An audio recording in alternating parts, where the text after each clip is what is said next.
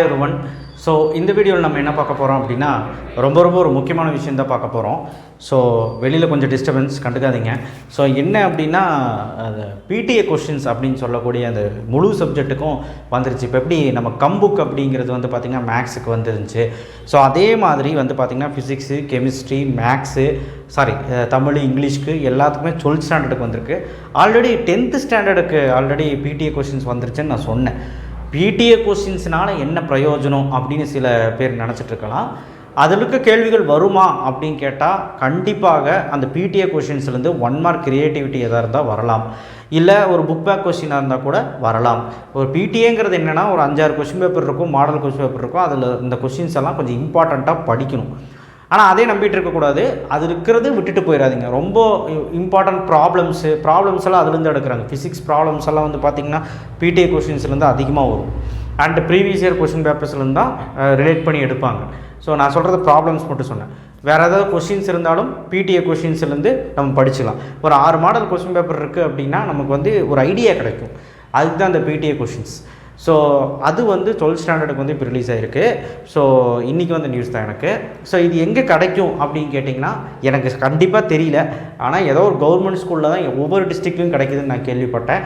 இதே மாதிரி தான் கம்புக் எங்கேயுமே கிடைக்கல நிறைய பேர் சொன்னப்போ தான் நம்ம பிடிஎஃபாக டவுன்லோட் பண்ணோம். ஒரு வேளை நான் அதை வாங்க ட்ரை பண்ணுறேன், நாளைக்கோ நாளானைக்கோ வாங்கி அது பிடிஎஃபாக நான் வந்து உங்களுக்கு கன்வெர்ட் பண்ணுறேன் எனக்கு கிடச்சதுன்னா. உங்களுக்கு யாராவது கிடச்சாலும் எனக்கு சென்ட் பண்ணுங்கள் வாட்ஸ்அப்பில். நம்ம வந்து எல்லாத்துக்குமே சொல்லுவோம் கிடச்சிருச்சுன்ட்டு. ஸோ எல்லாருமே ரெஃபர் பண்ணிக்குவாங்க.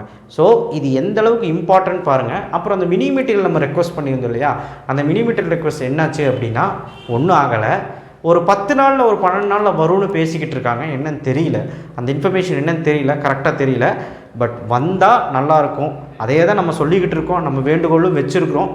பார்க்கலாம். ஒரு வேளை வந்துருச்சுன்னா கண்டிப்பாக வந்து கவர்மெண்ட்டுக்கு மிக்க நன்றி.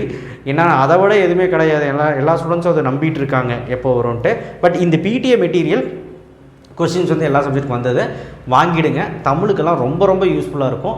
கண்டிப்பாக போய் வாங்குங்க. கவர்மெண்ட் ஸ்கூலில் கிடைக்கும். எந்த கவர்மெண்ட் ஸ்கூல் தெரியல. உங்கள் ஸ்கூல் டீச்சர்கிட்ட, உங்கள் ஸ்கூல் பிரின்ஸிபல்கிட்ட விசாரிங்க. இந்த மாதிரி பிடிஏ கொஸ்டின்ஸ் வந்திருக்காங்களாமா, எங்கே போய் வாங்கணும், அதை கவர்மெண்ட்டோட தானே, எங்கே போய் வாங்கணும்னு கேளுங்க. ஒரு வேளை ஸ்கூல்லே ப்ரொவைட் பண்ணலாம்.